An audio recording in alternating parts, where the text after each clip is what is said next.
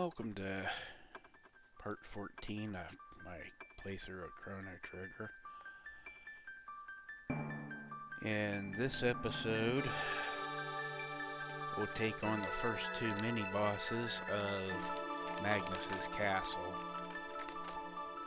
And we'll save the third mini-boss of Magnus for the next episode.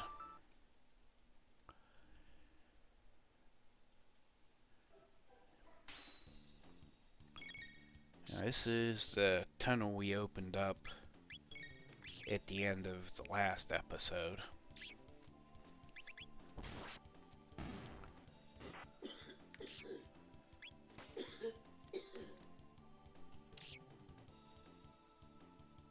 And these little rat things don't die easy to your swords.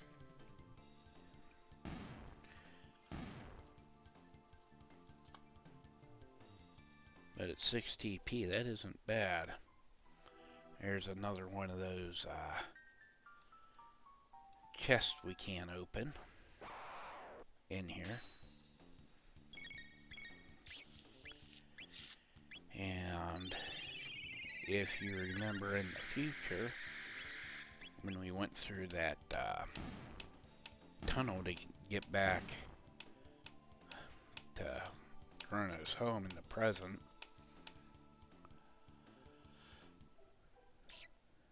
we ran into one in that cave.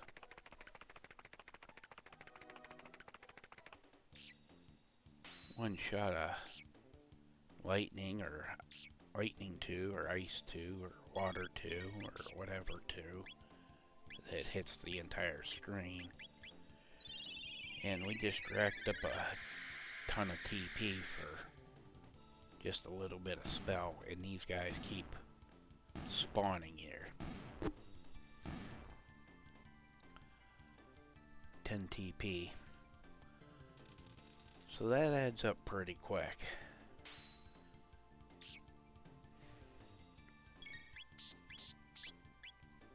I'm not sure if this second battle reappears or not if you come back in here. But I do know that group of gremlins or rats or whatever they are do.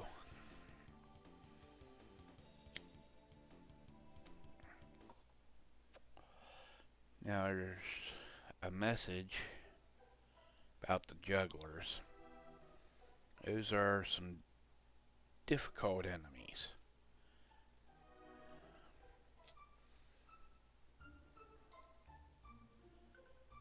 But not too difficult. If you hit them with a physical attack,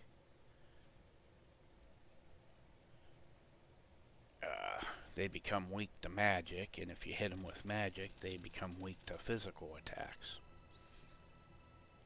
You just gotta remember what you hit them with first.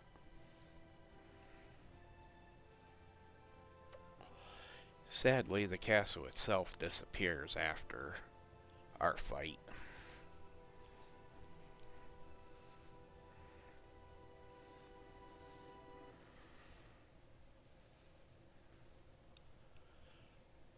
And as you can see, we're in our 20s.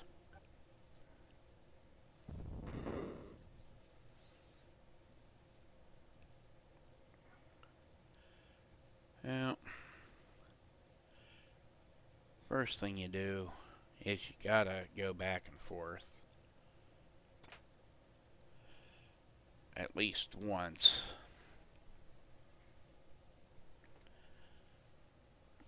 to open up being able to fight these two mini bosses.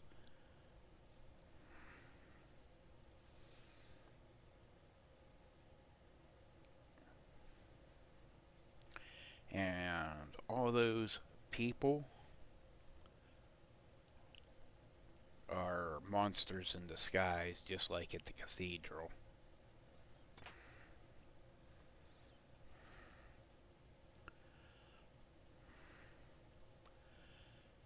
And as you can see, it's totally empty except for these monsters that want to play mind games.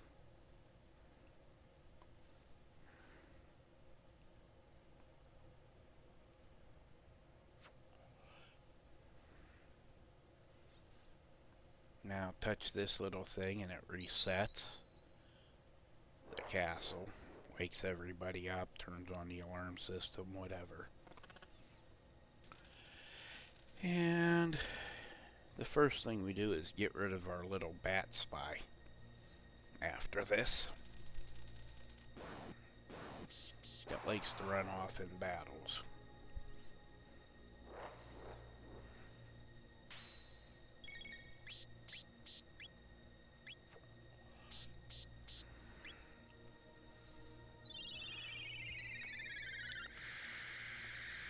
These all-screen attacks are sure handy for these kind of things.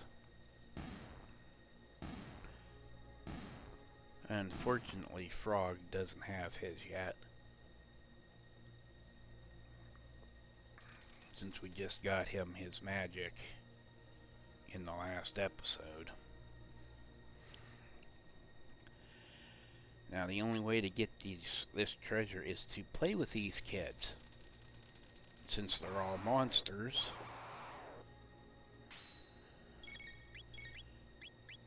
you just take them all out.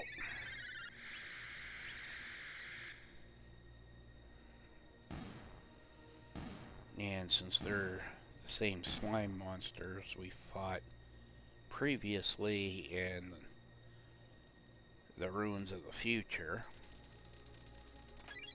just like there, they are weak to the skills or magic.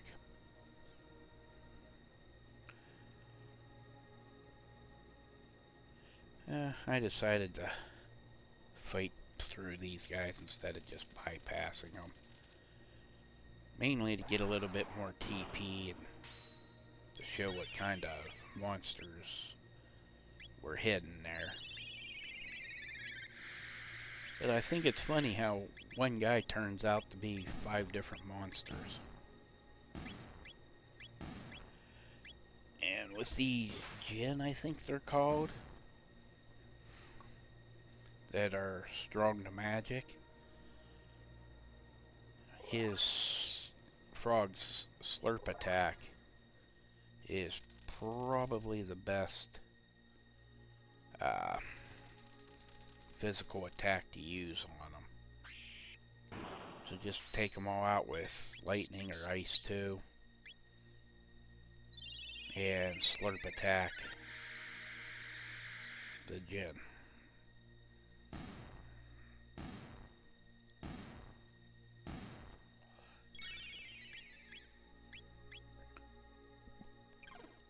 Luckily, we don't have to worry about the jugglers until the next episode when we go to the floor 2.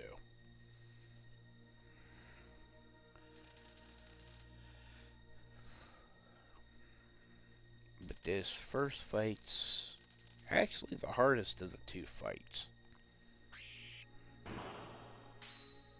and takes the longest. And if you're smart and have enough of them, after each of these mini boss fights, step outside out front of the castle area, in that area between entering the castle and the cave, and use a cottage before going for the next one. Now this is a juggler. This is not the boss.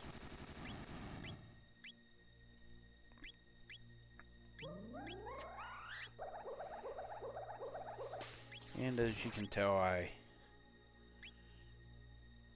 did a little experiment with them, and I forgot, when you kill a juggler with a combo attack like that, they steal your MP, which really sucks in this fight, because that means the first thing you gotta do is use a ether or something like that of a decent level to get all your MP back for the fight.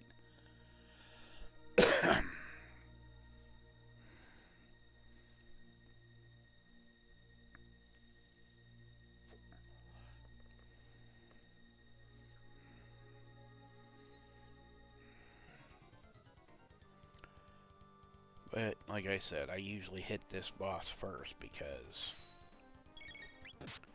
it's the most annoying of the two mini-bosses.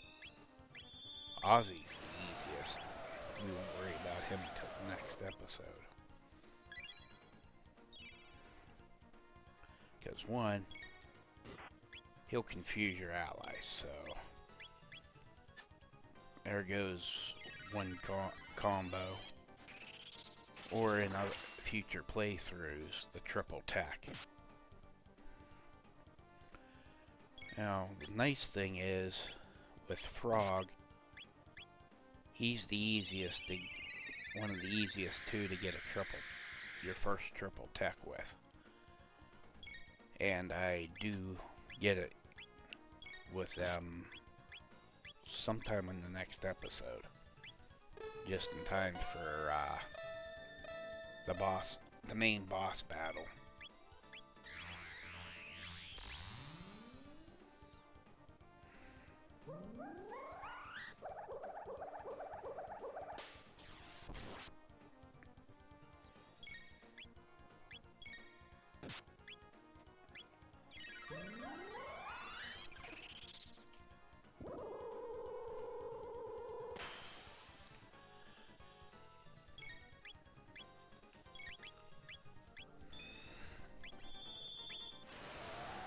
That's one of the reasons I go and fight all those fights that I could have easily avoided in this castle. Because one, this is your only chance to fight them. Two, because this area disappears after this fight, it's your only chance to get any of the items.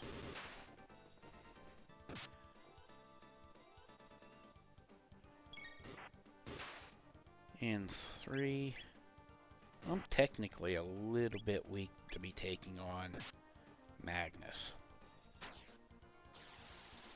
at this point.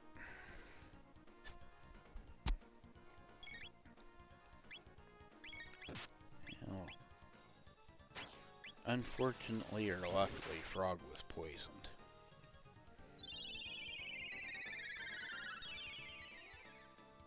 And the biggest reason I bring Meryl everywhere, especially in the first playthrough, is she's got the strongest healing out of anybody in the game.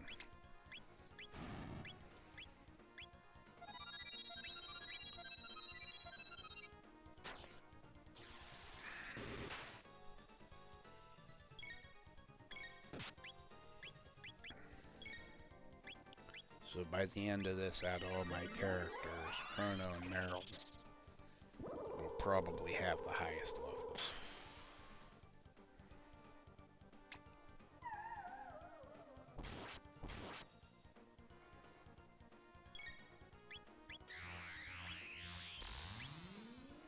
Unfortunately, I haven't gotten spell or skill Raised Dead yet.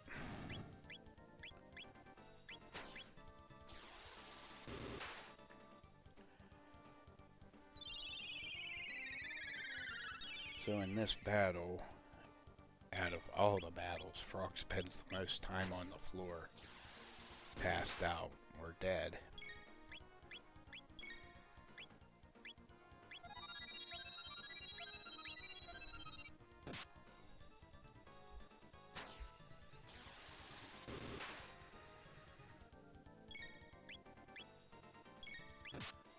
And biggest mistake I made was not curing Chrono.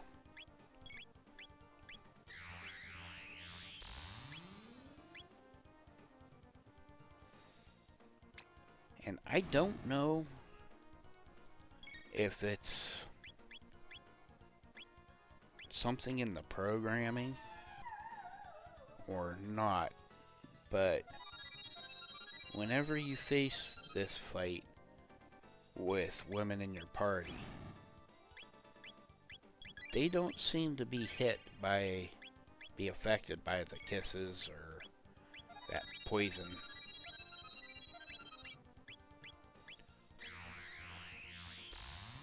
As often. I mean, they do, but not as often. And out of the two fights, this one is the longest fight.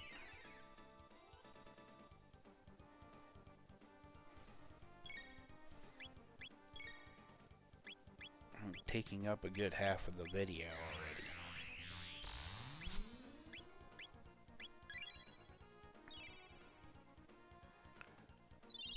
The only fight that's as long is the final boss.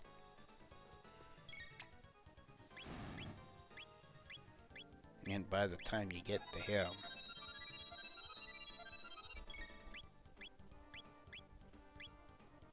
you've gotten enough of the skills together to be able to deal with him properly.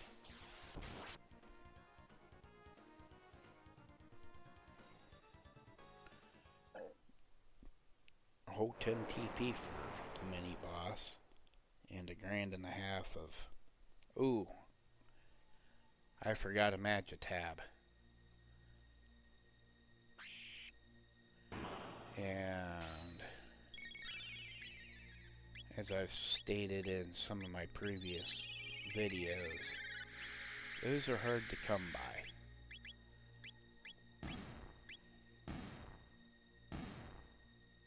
But I'm not reloading an earlier save just to get the one Magitab.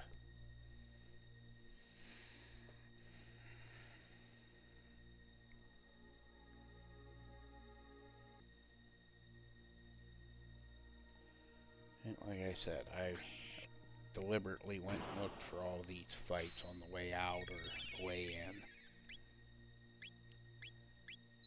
to an area, just so I can get the TP and the experience.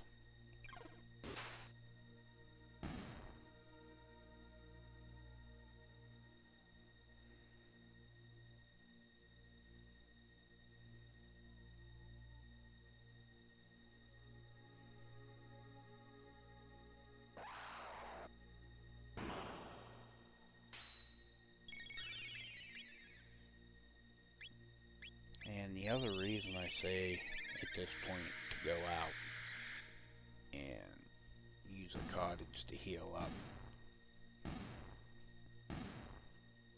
it's also the only place you can save until just before the final boss battle.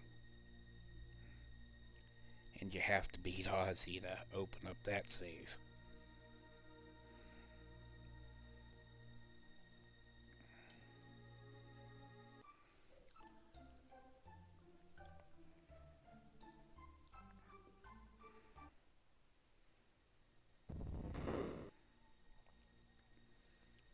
Now this guy that we're coming to, and yeah, I avoided the fights this time, just to show, yes, you can avoid the fights.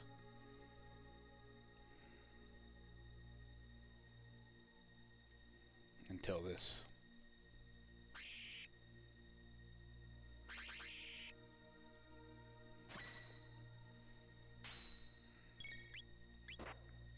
I mainly avoided them just try to keep as much magic and hit points as possible for this upcoming boss battle. It's a 2-stager.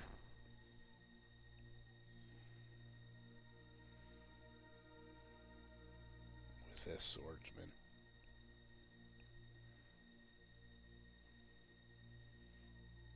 but both don't really take all that long.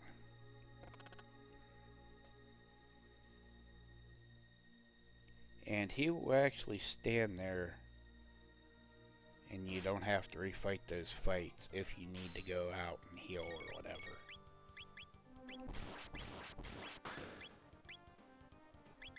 Now this is the first stage, unarmed.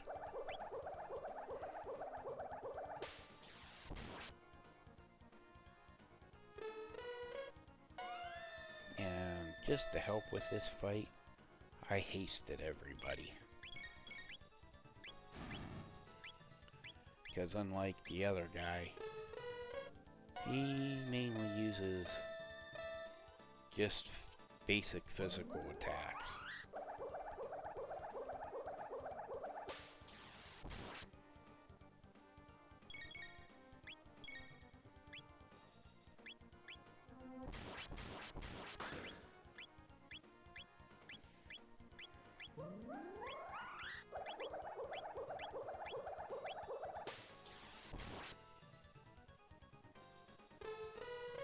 And with haste on,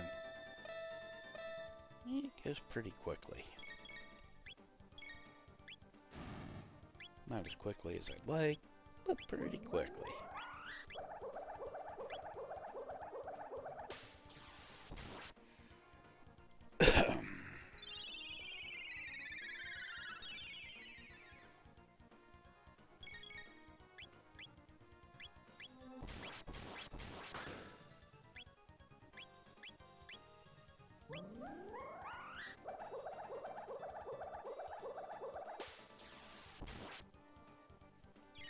No. I said this battle's basically the rest of the video. Because should be ending stage 1 here fairly soon.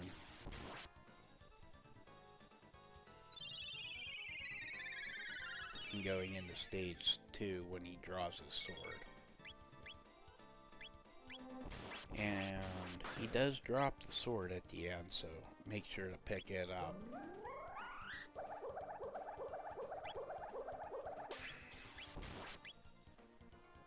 I truly forgot about the magic tab until rewatching the footage.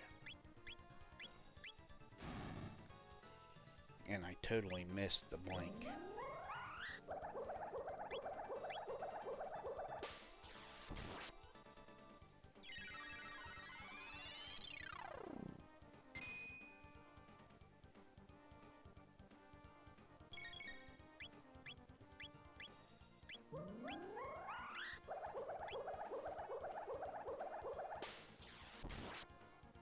Because after level 99,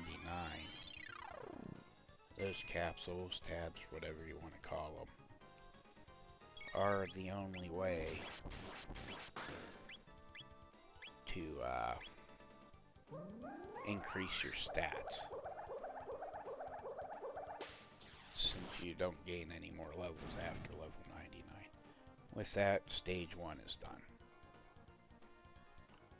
Now stage 2 is a little nasty with this.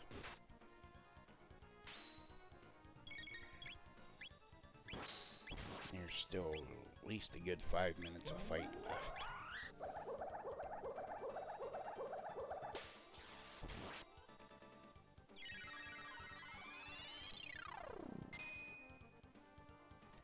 And as you can see, he takes 0 damage from skills. Or at least skills with magic.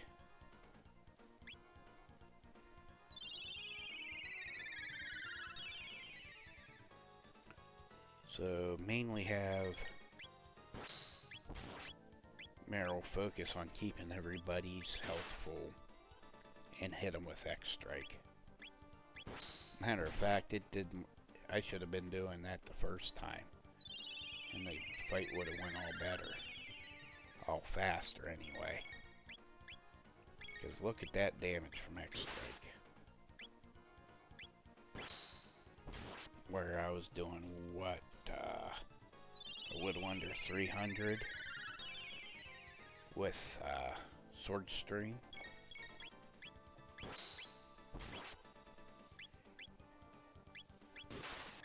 And as you can see, I'm out of ethers.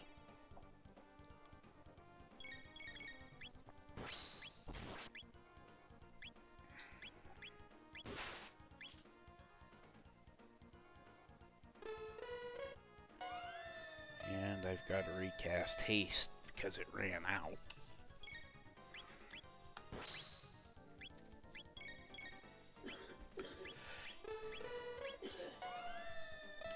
Yeah. The biggest reason I go with Meryl first with haste is, one, she's the one casting the haste, so having her do it quicker is always better. And two, so she can get those cures out there as quickly as possible.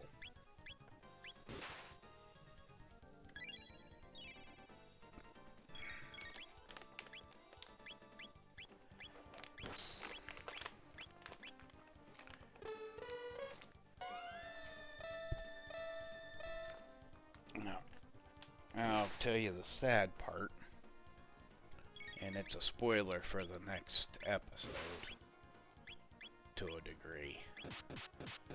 I believe I forgot to go to town and to the nearby town and stock up on the Phoenix Down, ether water, or whatever you want to call it, after this fight. Because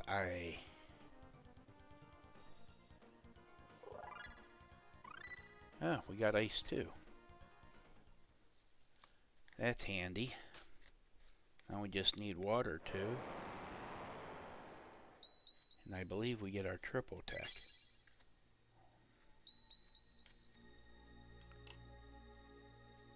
And that is a save point inside the castle.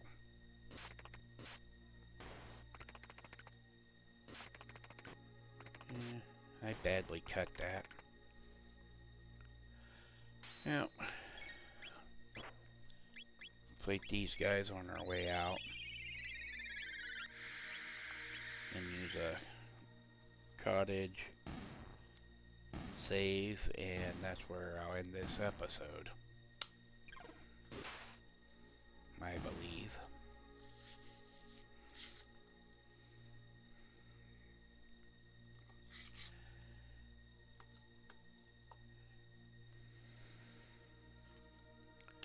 But don't be afraid to spend your gil, or gold, or whatever they call it in this game,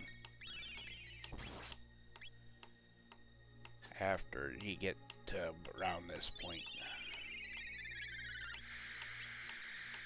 Because by your future playthroughs, you'll have more money than you'll know what to do with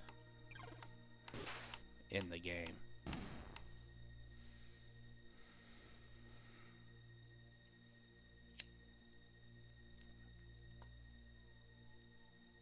And yes, I fought these guys a couple of times.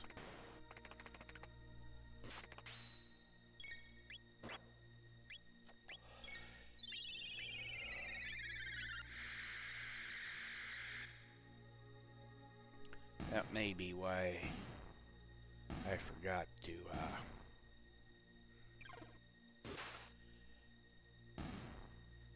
buy the potions that raise the dead.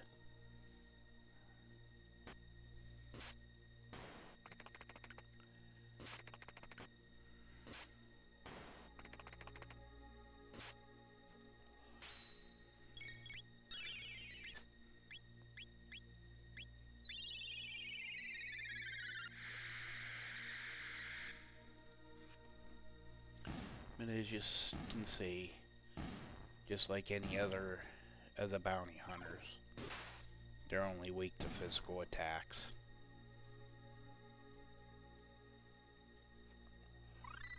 We got heal. That's right.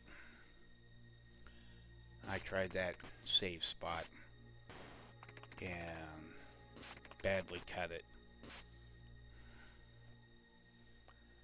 And that's where I saved. And that's why I didn't get back to the